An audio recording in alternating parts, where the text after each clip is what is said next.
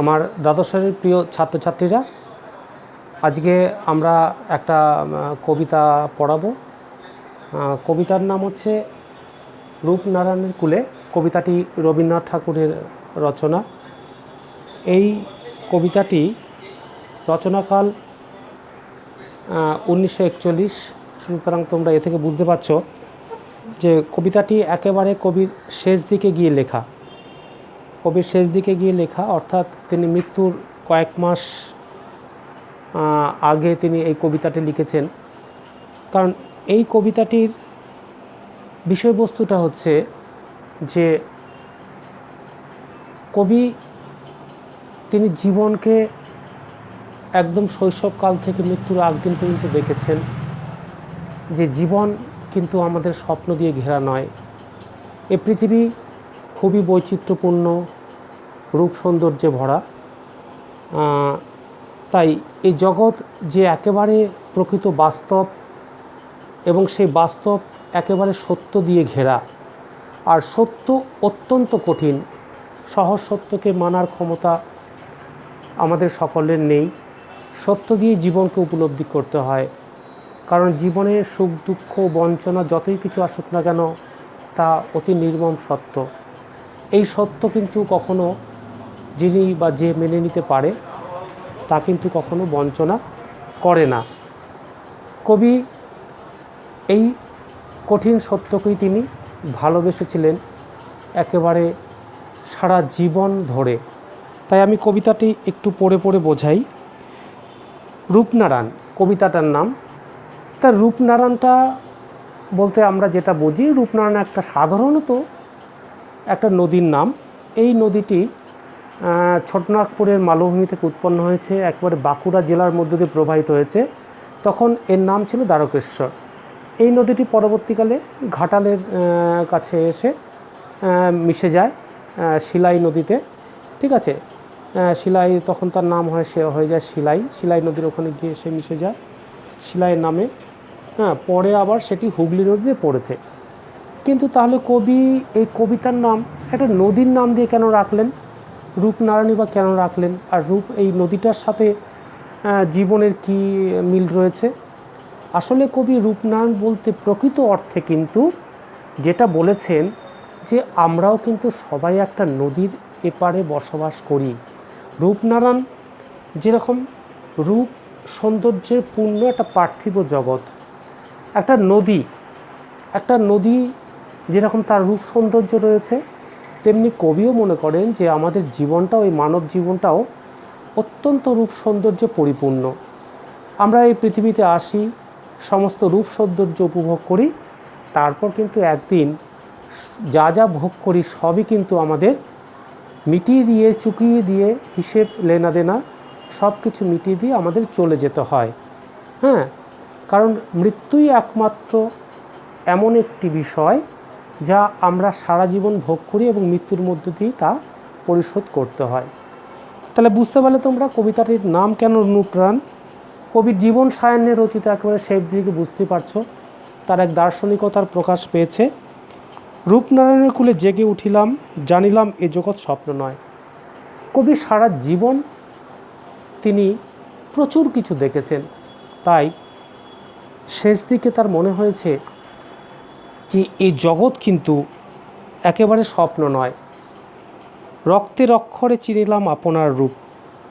কবি জীবনটাকে দেখেছেন যে জীবন মানেই কিন্তু রক্তাক্ষয়ী সংগ্রাম। আমরা যখন মায়ের পেটের ভেতরে গর্ভাবস্থায় থাকি, সেই অতল অন্ধকার গহ্বরে, সেখান থেকে কিন্তু আমাদের সেই জীবন সংগ্রামটা শুরু হয়। তারপরে আমরা যখন ভূমিষ্ঠ হই, আমাদের চলতে শেখা, হাঁটতে শেখা, বলতে শেখা, তারপরে শিক্ষা দীক্ষা কর্ম, আমাদের গার্হস্থ্য জীবন, লড়াই, পরিবার পরিবেশ পরিজন দেশ, এই যে সব জায়গায় যে আমাদের একটা লড়াই, সেই লড়াই কিন্তু আমাদের লড়তে হয়। এই লড়াই লড়তে গিয়ে আমাদের ঝরাতে হয় ঘাম, আমাদের ঝরাতে হয় রক্ত, তাহলেই মানুষ তার নিজের রূপটাকে চিনতে পায়। তাই বলছেন কবি, চিনিলাম আপনারে আঘাতে আঘাতে, বেদনায় বেদনায়। এই যে আমরা আজকে দ্বাদশ শ্রেণীতে যারা পড়াশোনা করি, আমরা বাস্তবের সাথে সেইভাবে যুক্ত না, কারণ আমাদের মা বাবারা এই কষ্টের মধ্য দিয়েও তারা কিন্তু আমাদের আহার বা অন্ন জুগিয়ে যাচ্ছেন, আমাদের যাতে অসুবিধা না হয়। আমরা এখনও আমাদেরকে নিজেদেরকে চিনি না, কিন্তু কবি বলছেন যে আমরা যদি আমাদেরকে চিনতে হয় তাহলে জীবনে আসবে আঘাত, বেদনা, যন্ত্রণা, তবেই তো একটা মানুষ নিজেকে চিনতে পারে, তা না হলে কিন্তু নিজেকে চেনা যায় না। তাই কবি নিজেকে কিভাবে চিনেছেন? আঘাতে আঘাতে, বেদনায় বেদনায়। কবি নিজেও প্রত্যক্ষ করেছেন, কারণ কবি শৈশবে তিনি দেখেছেন শুধু মৃত্যু আর মৃত্যু। তার মা যখন মারা যান তিনি অত্যন্ত ছোট, রাতের বেলা তাকে ঘুম ভাঙিয়ে নিয়ে এসে মার কাছে বসিয়ে দেওয়া হলো। সেই থেকে তিনি জীবনে তার অনেক মৃত্যু দেখেছেন, মায়ের মৃত্যু, পিতার মৃত্যু, তার নিজের মেয়ের মৃত্যু, সন্তানের মৃত্যু, তার বৌদির মৃত্যু, দাদার মৃত্যু, অনেক কিছু দেখেছেন। অনেক তার প্রিয় বন্ধু বান্ধবেরাও তাদের মৃত্যু দেখেছেন। অর্থাৎ তিনি জীবনে শুধু আঘাত আর আঘাত, বেদনায় বেদনায় মানুষ হয়েছেন। কবি এটাই বলতে চেয়েছেন যে এই আঘাত কিন্তু কবি নিজের নয়, আমাদের সমগ্র মানব জীবনের। আমরা মানবরূপে যারা পৃথিবীতে এসেছি তারা কিন্তু আমাদের নিজেদেরকে চিনতে গেলে সেই আঘাতে আঘাতে, বেদনার দ্বারাই কিন্তু নিজেকে চিনতে হয়। আমরা এই গোলাপ ফুলের শয্যায় শুয়ে কিন্তু নিজেকে কখনো চিনতে পারবো না। সত্য যে কঠিন, কঠিনের ভালোবাসিলাম। কবি বলছেন এটাই চিরন্তন সত্য যে মানুষের জন্ম মানে আঘাত, মানুষের জন্ম মানে বেদনা, মানুষের জন্ম মানে যন্ত্রণা। কারণ এটাই সত্য, আর এই সত্য অত্যন্ত কঠিন, আমরা তা মেনে নিতে পারি না।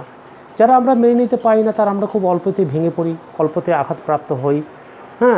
তাই কবি বলছেন যে সত্য অত্যন্ত কঠিন, আর আমি এই কঠিনকেই ভালোবাসি, কারণ আমি মিথ্যাকে ভালোবাসি না। কারণ মানুষের জীবন কখনো মিথ্যার ওপরে প্রতিষ্ঠিত হতে পারে না। কারণ মানুষের জীবনই সত্যের ওপর প্রতিষ্ঠিত। পৃথিবীটা সত্যময়ী, কারণ সত্য আছে বলে প্রত্যেক দিন সূর্য উদয় হয়, প্রত্যেক দিন সূর্য অস্ত যায়। আমাদের জন্ম যেরকম আছে তেমনি আমাদের মৃত্যু আছে, এটাও কঠিন সত্য। ভালো যেমনি রয়েছে মন্দ তেমনি রয়েছে, আলো আছে অন্ধকার আছে, এটাই সত্য। আর এই সত্যই অত্যন্ত কঠিন, যা আমরা মেনে নিতে পারি না। সে কখনো করে না বঞ্চনা। কবি বলছেন সত্য কিন্তু কখনো কারোর সাথে বঞ্চনা করে না। যতই দুঃখ কষ্ট আসুক না কেন, সে তার জয় সবসময় হবে। আমৃত্যু দুঃখের তপস্যায় জীবন, সত্যের দারুণ মূল্য লাভ করিবারে, মৃত্যুতে সকল দেনা শোধ করে দিতে। কবি বলছেন জীবন মানেই তো দুঃখের তপস্যা। আমৃত্যু অর্থাৎ মৃত্যুর আগ দিন পর্যন্ত মায়ের সেই আমরা গর্ভ অবস্থায় থেকে আমরা পৃথিবীতে আসি, সেই মায়ের গর্ভের ভেতর থেকেই কিন্তু আমরা সেই লড়াই করতে শুরু করি। আজীবন কিন্তু আমাদের সেই লড়াইটাই চলে। তো জীবন মানেই কিন্তু দুঃখের তপস্যা। তাই আমরা মানুষ এই পৃথিবীতে আসি সকলে, আমরা যাই পাই না কেন, ভালো মন্দ যাই কিছু পাই না কেন, কিন্তু সেটা আমাদের সব দেনায়। আমরা যেরকম নিই পৃথিবীতে প্রাণ ভরে, আমরা আলো নেই, বায়ু নেই, খাদ্য নেই, বস্ত্র নেই, বাসস্থান নেই, আমরা সম্পর্ক, মানুষের সম্পর্ক, ভালোবাসা যাই নিই না কেন, আমাদের কিন্তু সব কিছুই চুকিয়ে দিয়ে যেতে হয় মৃত্যুর মধ্য দিয়ে। তাই কবি বলেছেন সত্যের দারুণ মূল্য লাভ করিবারে, মৃত্যুতে সকল দেনা শোধ করে দিতে। অর্থাৎ তিনি এক চিরন্তন সত্যের ইঙ্গিত দিয়েছেন যে মানুষকে একদিন এই সমস্ত সত্যের যে মূল্য, অর্থাৎ মানুষের যে ভোগের যে মূল্য, মানুষ যা যা লাভ করে তা কিন্তু মৃত্যুর মধ্য দিয়ে তাকে একদিন শোধ করে দিয়ে যেতে হয়। অর্থাৎ সে কোনো ঋণ রেখে যায় না। তাই রবীন্দ্রনাথ জীবন সায়ান্নে এসে তিনি এই রকমভাবেই মানব জীবনকে উপলব্ধি করেছিলেন যে জীবন কিন্তু স্বপ্নময় নয়, জীবন অত্যন্ত বাস্তব, আর বাস্তব মানে কঠিন। তিনি কঠিনকেই ভালোবাসেন, এবং কঠিন কখনো, এই সত্য কখনো কারোর সাথে বঞ্চনা করে না। এই সত্যই তিনি উপলব্ধি করেছিলেন রূপনারায়ণের কুলে জেগে ওঠে। অর্থাৎ এই জীবনে, অর্থাৎ রূপনারায়ণ বলতে সৌন্দর্যময় জীবনে, তাই কবিতার নাম রূপনারায়ণের কুলে সার্থক হয়েছে। আশা করি বুঝতে পেরেছো তোমরা। অসুবিধা হলে আমাকে হোয়াটসঅ্যাপে জিজ্ঞাসা করবে। আমি প্রশ্নপত্র ইতিমধ্যে তোমাদের দিয়ে দিয়েছি, সেগুলো বাড়িতে প্র্যাকটিস করবে। আজকে এই পর্যন্তই। ধন্যবাদ। শুভরাত্রি।